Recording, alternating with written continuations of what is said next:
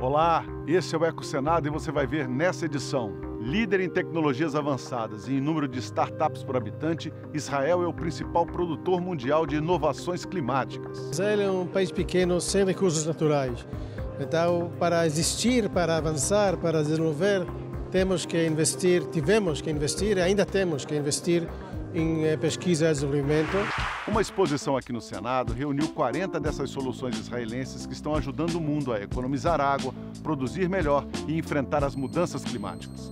Como eu consigo produzir mais com menos água, com menos adubo, com menos inseticida? Todas essas soluções estão sendo demonstradas aqui. Israel é um grande exemplo para nós na agricultura familiar, porque eles têm modelos muito bem sucedidos de assentamento dentro do Estado, organizados, na questão da preservação da água. Como o Brasil está cuidando da preservação e proteção de suas espécies da fauna e da flora? É o que vamos ver na entrevista com o biólogo Leonardo Bergamini. No quadro Ideias Verdes, um mecanismo que captura a poeira da borracha poluente e perigosa liberada pelos pneus. É a tecnologia que usa raios laser e drones para combater os incêndios nas florestas.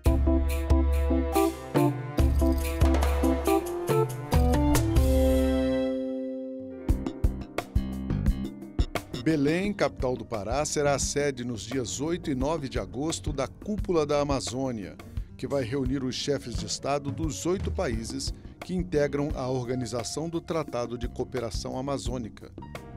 Um dos objetivos é chegar a um consenso a respeito da floresta e do desenvolvimento sustentável da região.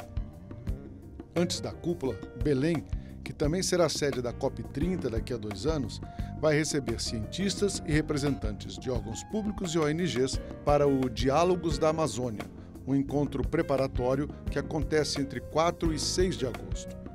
Mais informações sobre o Diálogos, acesse www.gov.br/Participa Mais Brasil. O Senado analisa o projeto de lei 4.129 de 2021, que estabelece diretrizes para a elaboração de planos de adaptação às mudanças do clima no Brasil. De autoria da Câmara dos Deputados, a proposta busca preparar o país para os efeitos ambientais, sociais e econômicos das mudanças climáticas. O texto será discutido primeiro na Comissão de Meio Ambiente, onde o senador Alessandro Vieira é o relator.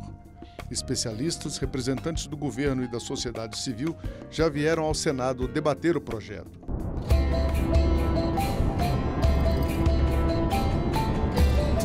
Israel aparece nas 2 últimas décadas como o principal centro criador de tecnologias capazes de enfrentar as mudanças climáticas.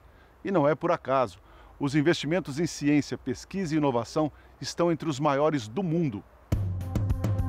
2 bilhões de toneladas de lixo doméstico são produzidos anualmente no planeta.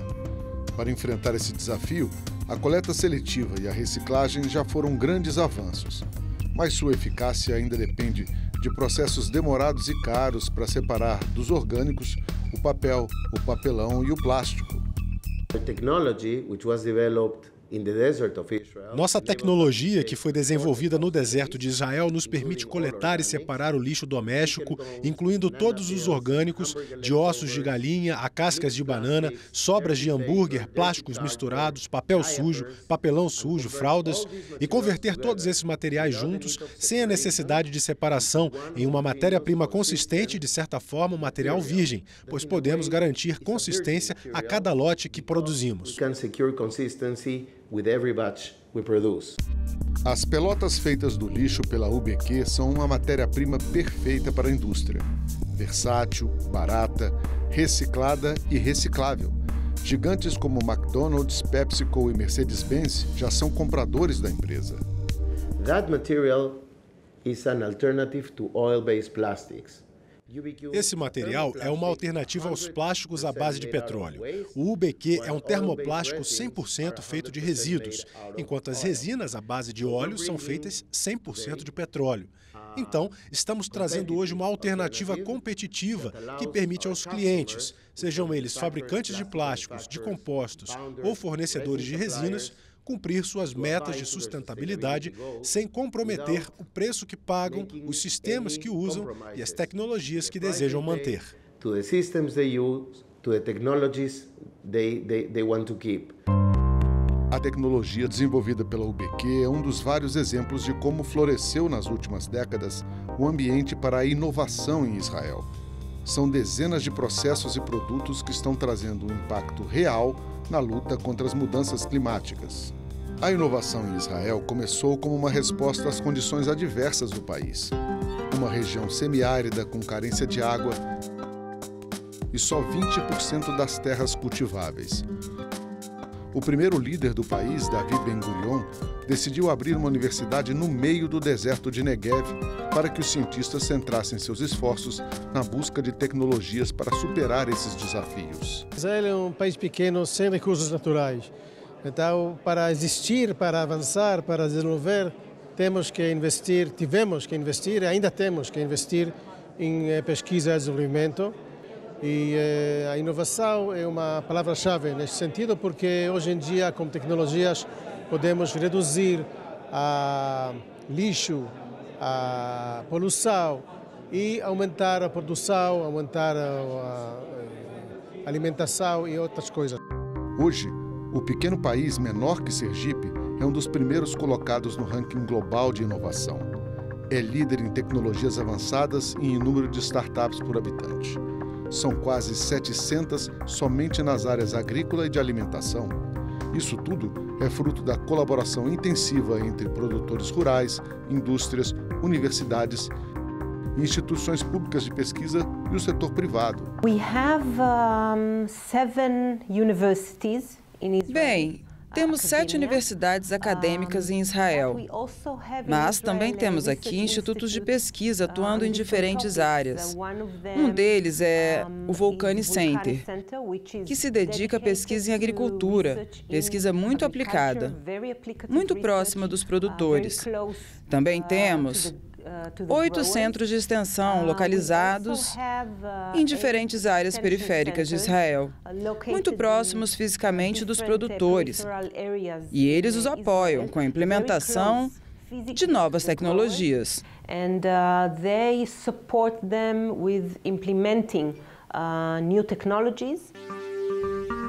A legislação faz a sua parte. Há incentivos fiscais para empresas estrangeiras investirem no setor da inovação. O governo oferece bolsas de emprego para centros de pesquisa e grandes companhias, cobrindo, em média, 25% do custo dos salários para cada novo funcionário durante 4 anos. Uma agência oficial de fomento à inovação apoia e divulga o trabalho das empresas. A ciência e a inovação são consideradas essenciais para enfrentar as alterações do clima. Um estudo da consultoria BCG revelou que as tecnologias capazes de mitigar 75% dos efeitos dessas mudanças ainda estão longe de serem efetivamente implementadas. Mais ainda, as soluções para reduzir 1/3 de todas as emissões de gases do efeito estufa sequer foram inventadas.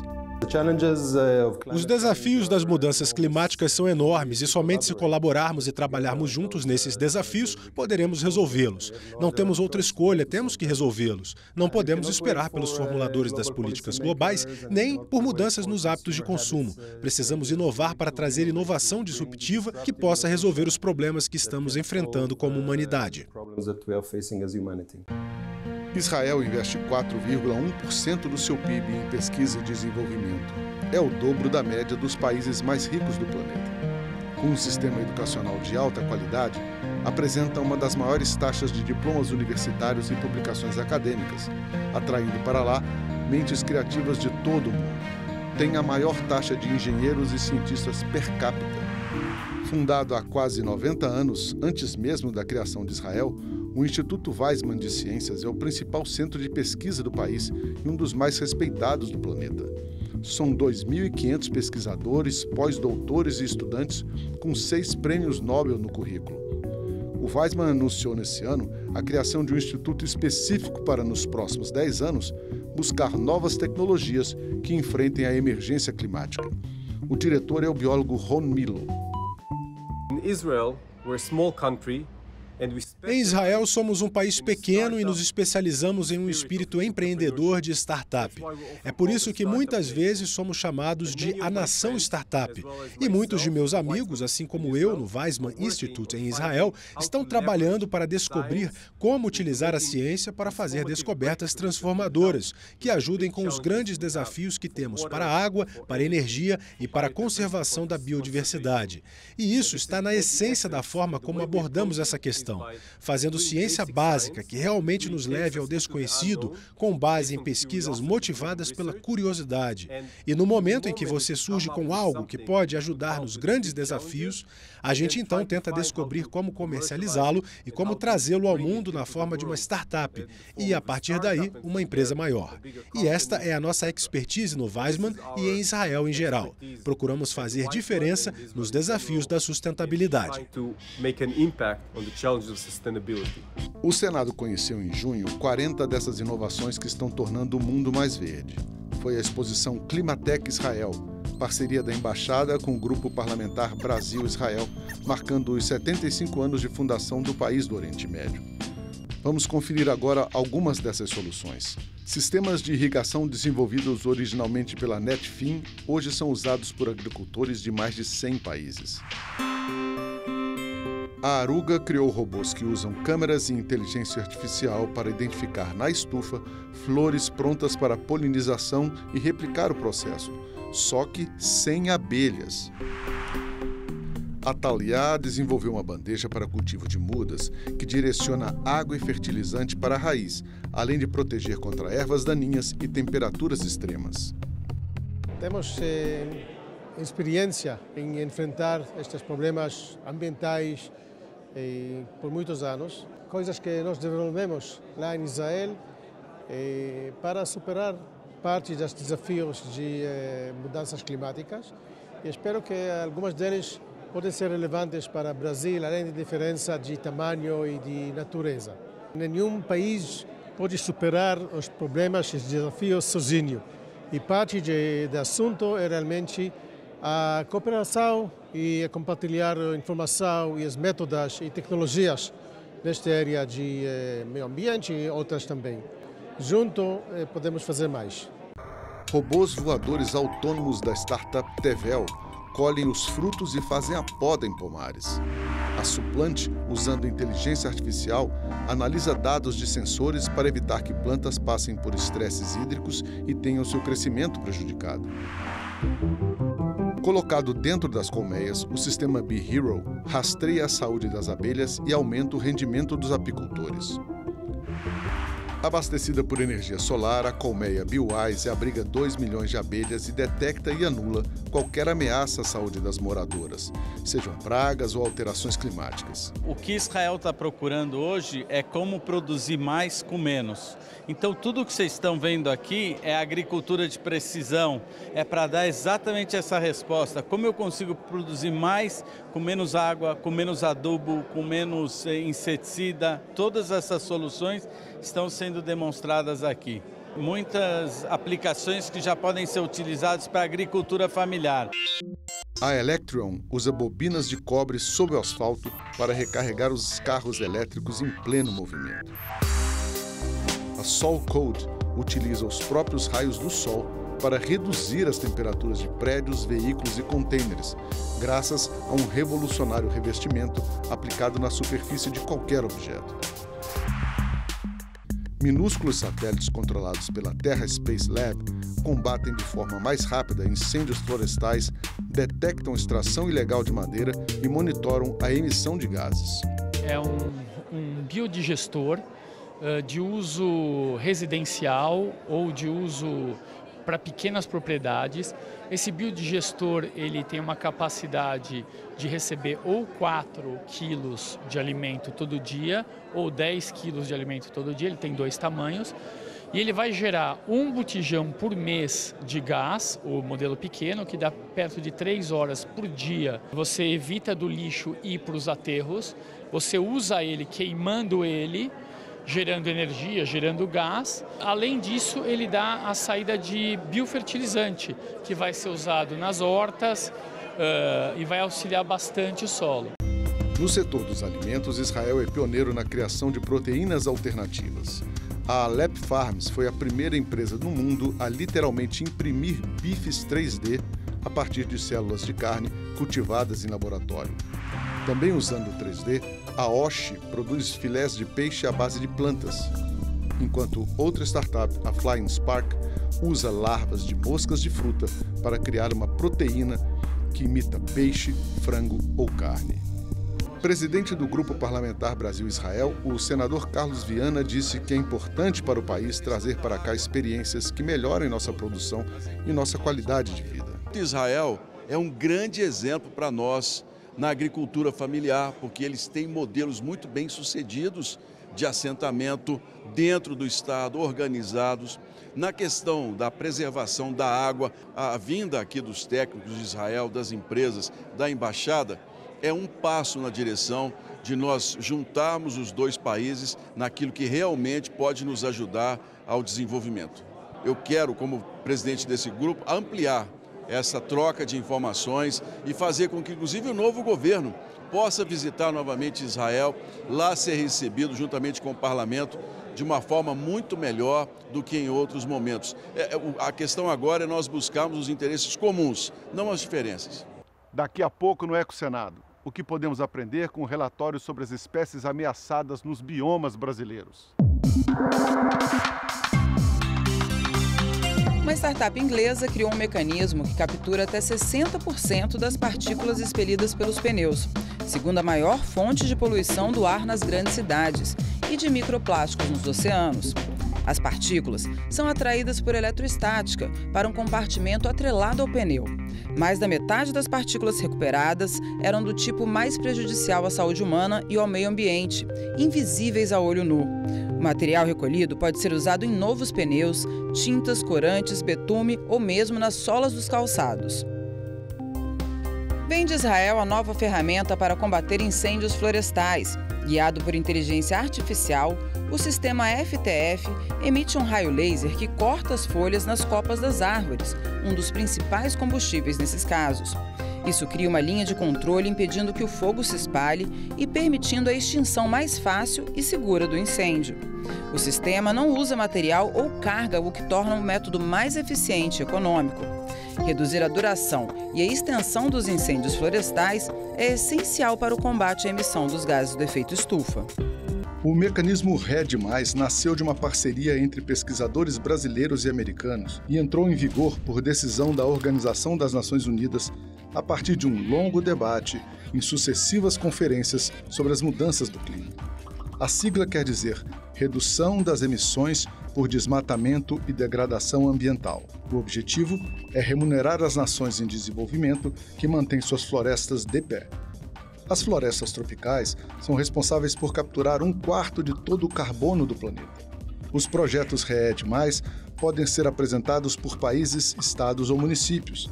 Cada tonelada de emissão de dióxido de carbono que for reduzida ou evitada rende 1 crédito.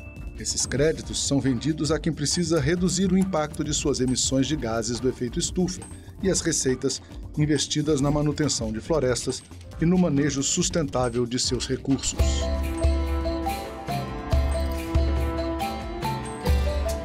Quais as principais conclusões e revelações do relatório das espécies ameaçadas divulgado pelo IBGE? É o que conversamos agora com o biólogo Leonardo Bergamini, analista em biodiversidade do órgão federal e coordenador do estudo. O que define se uma espécie está sob ameaça? Essas avaliações elas são feitas no Brasil pelos órgãos do Ministério do Meio Ambiente, elas seguem um roteiro metodológico internacional. Então, a União Internacional para a Conservação da Natureza, a IUCN, desenvolveu essa metodologia, que existem 5 critérios que são avaliados para cada espécie. Então, um grupo de especialistas ele avalia cada espécie, compila informações sobre ela e verifica em cada um desses critérios como está a situação. Um dos critérios, por exemplo, é a área de distribuição da espécie. Então, se é uma espécie que você encontra ela numa área muito grande ou se ela é restrita a um pequeno local. Um exemplo que eu posso dar é o pirá-brasília, um peixinho que vive em áreas de brejo e que é endêmico aqui do Distrito Federal, só existe alguns poucos pontos aqui.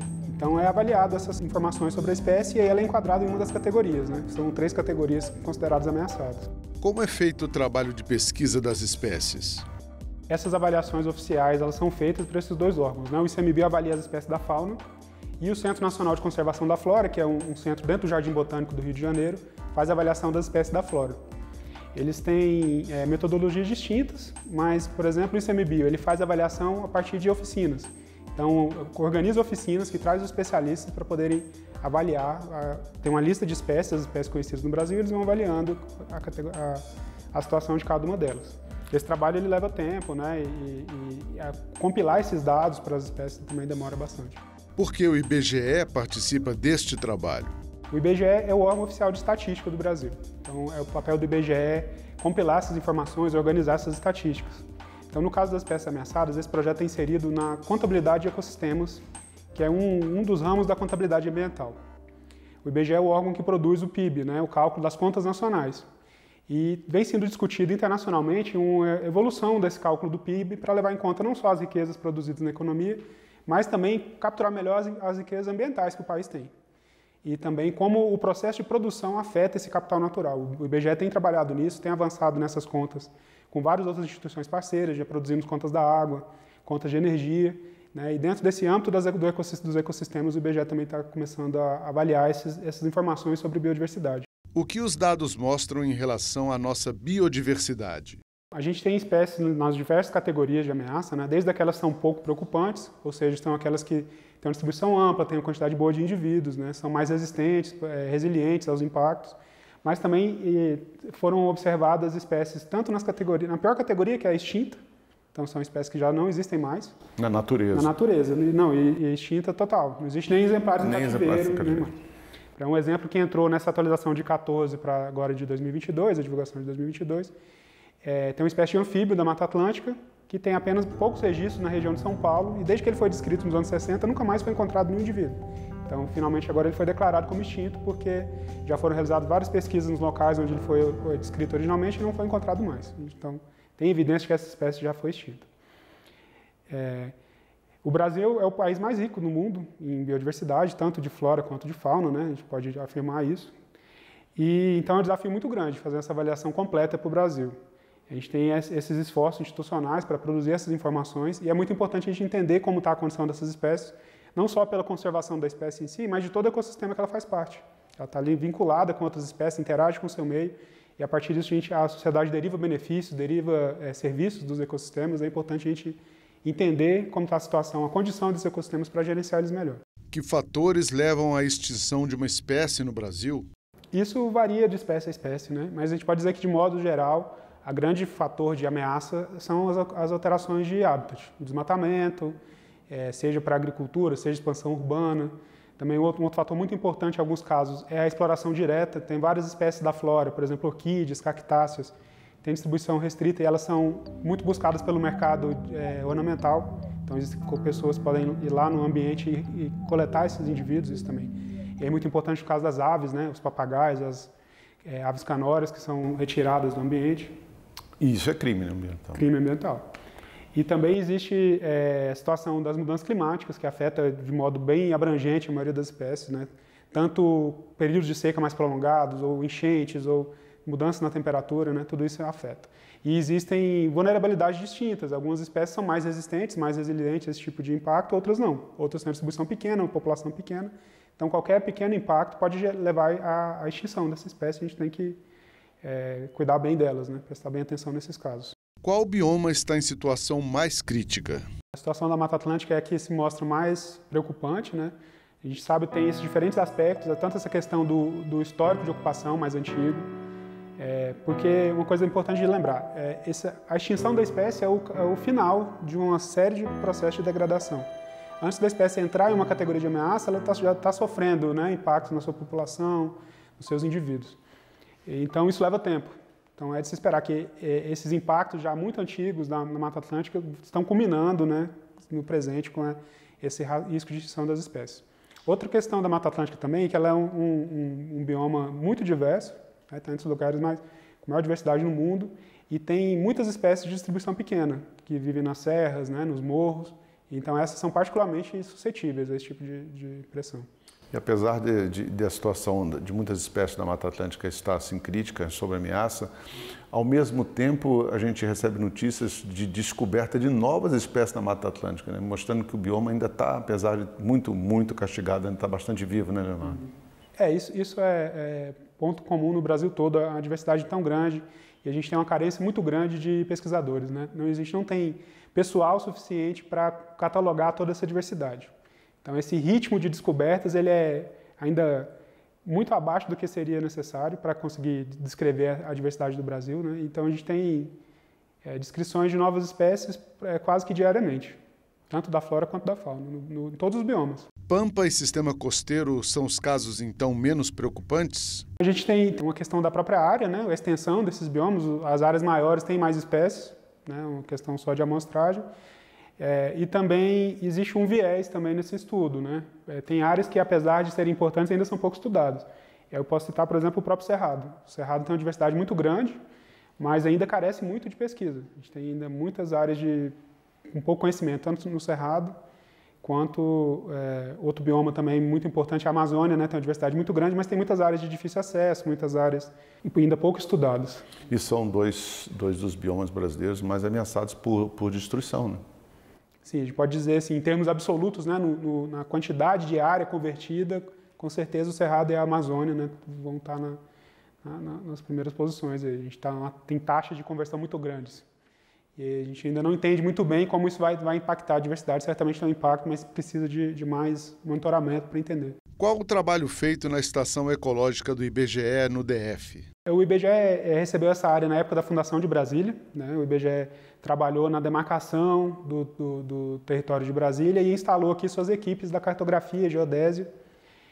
Em 75, essa área foi convertida na unidade de conservação para pesquisa científica. Então, é uma área que foi criada para entender a biodiversidade do Cerrado, né? Como eu estava falando, ainda é um bioma, até hoje, ainda é muito pouco estudado, ainda carece muito de informações. E para entender, não só conhecer o Cerrado, mas entender como a ocupação humana impacta isso. Então, aqui nessa reserva foram estabelecidas diversas pesquisas ecológicas de longa duração. Tivemos aqui um projeto que estudou o efeito do fogo no Cerrado, através de tratamento experimental, efeito da fertilização, efeito de mudanças climáticas, um aumento ou diminuição da chuva. Então, desde os anos 70 até hoje, é uma área que é intensamente pesquisada, tanto pelos pesquisadores do IBGE, mas também por várias instituições parceiras, não só do Brasil, mas internacionais também. O EcoSenado acaba aqui. Obrigado pela companhia. Se você quiser rever ou compartilhar este ou qualquer outro programa da TV Senado, acesse nosso site senado.leg.br/tv. Também estamos no YouTube e nas outras redes sociais. Abração, até a próxima.